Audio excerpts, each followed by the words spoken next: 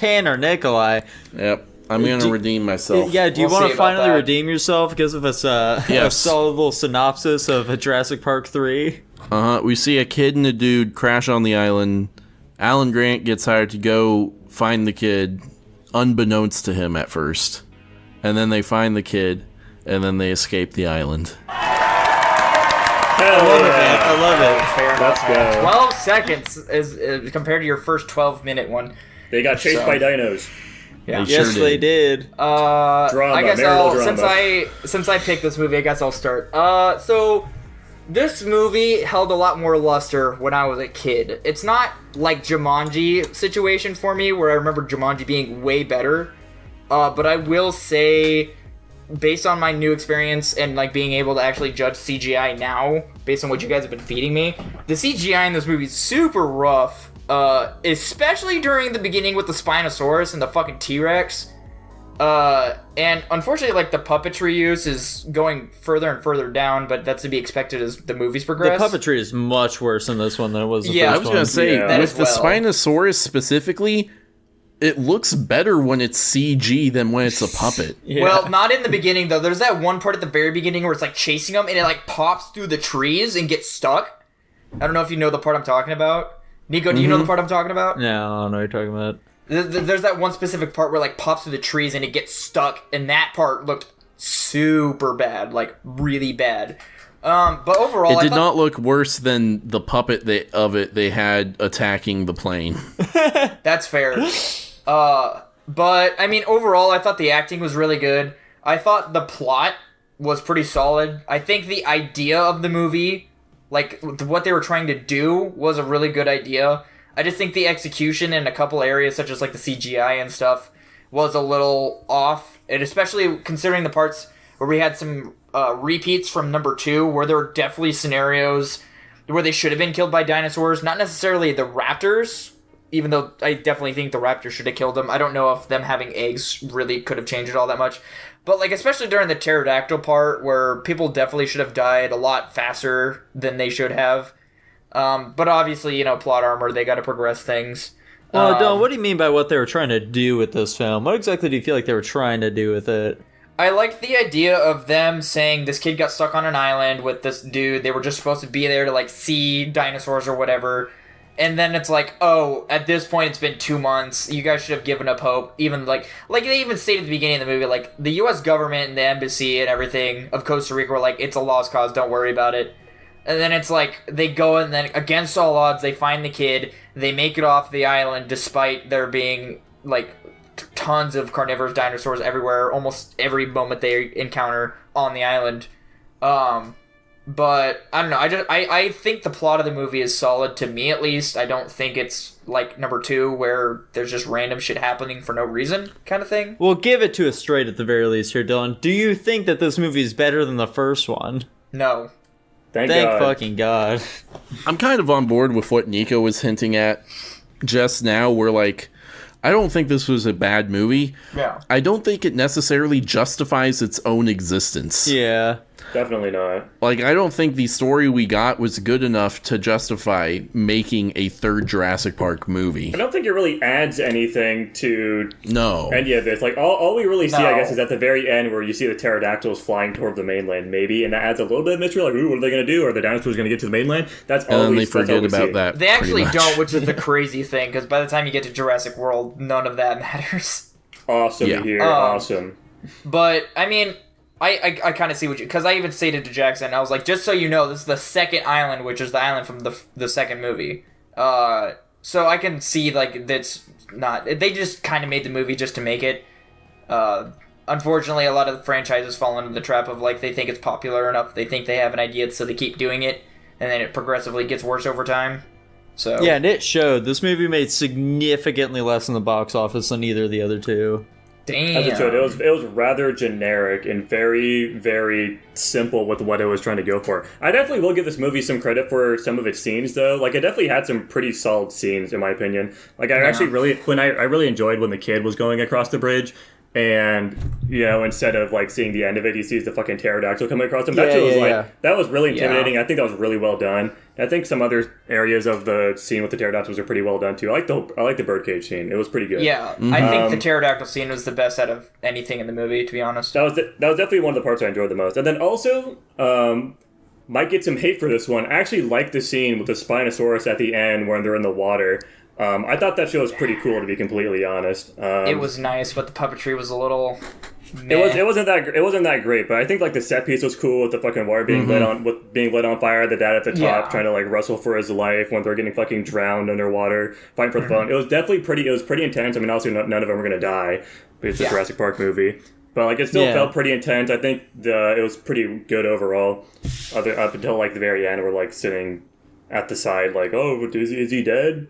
That shit was pretty stupid. But like in the action of that was pretty cool. I enjoyed both of those scenes. Yeah, and like balancing that scene out with just cutting to some kid watching fucking Barney or whatever the fuck. Yeah, like I like the dichotomy of the two. Yeah.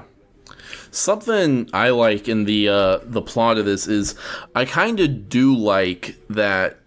These parents they're just like average people, and they're like, well, our kid's on this fucking dinosaur island. We are going to scam whoever we have to get our kid back. Yeah. Mm-hmm. Yeah, I kind of like the thing.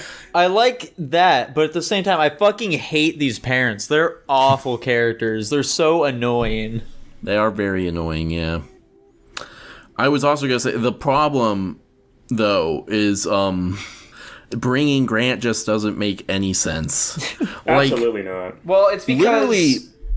Literally, the rationale this movie ends up laying out is that, like, Jurassic Park and Jurassic Park 2, the events of those films are like a known quantity in the world. Like, people know that Jurassic Park exists, and they know about, like, the events of the second one to some extent. Yeah. But they don't really know any of the details. Like, they don't know that Grant wasn't at the second island ever? Yeah.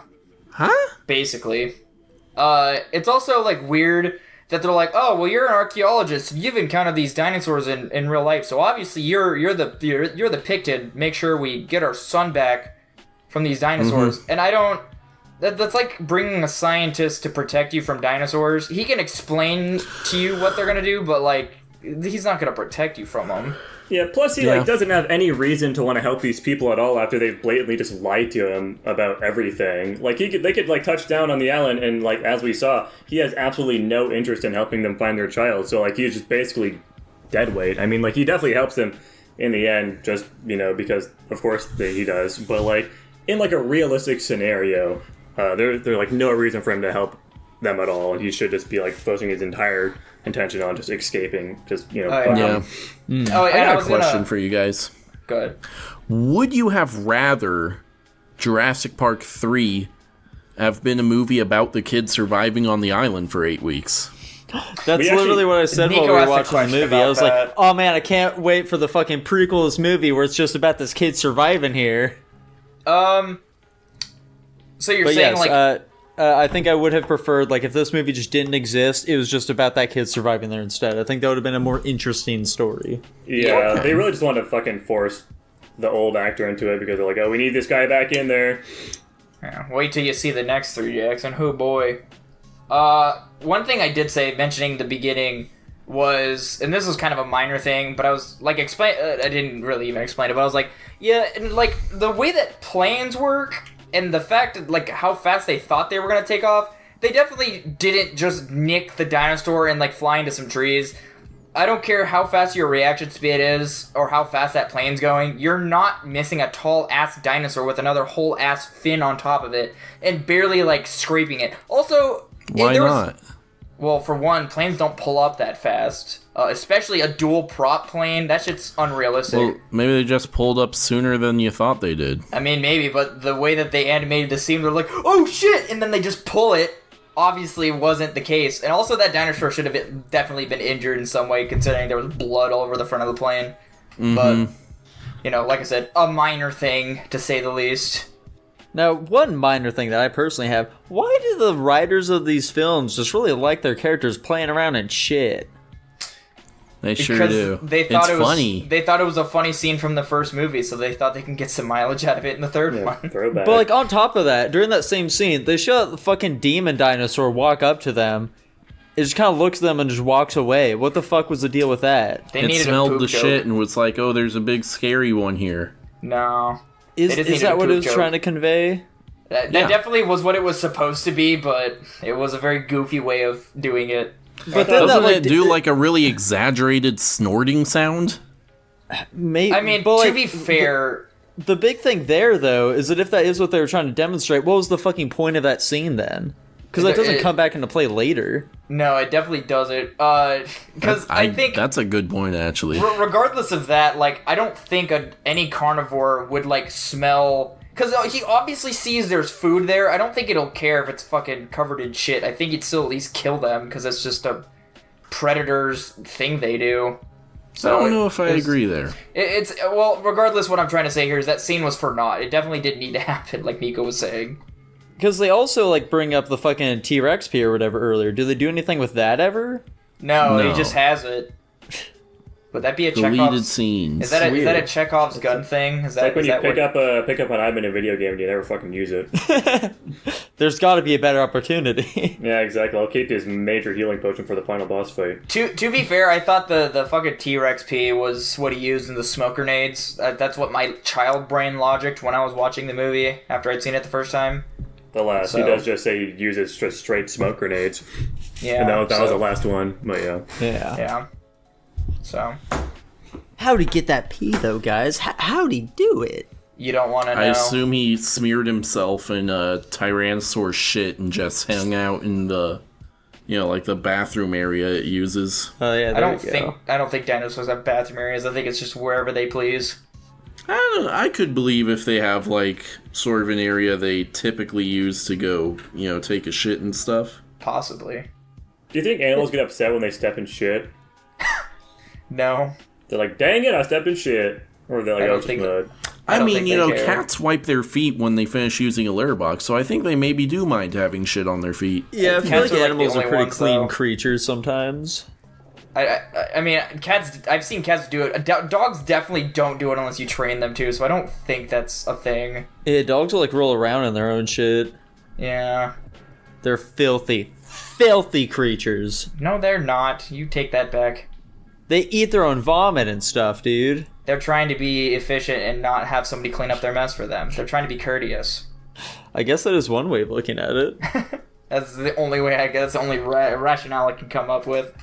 Now, we talked about Blake before, but little known fact, guys, Blake's mom is actually featured in this film. Is she actually? Yeah, it's like the fucking main archaeologist chick or whatever the fuck from the first movie.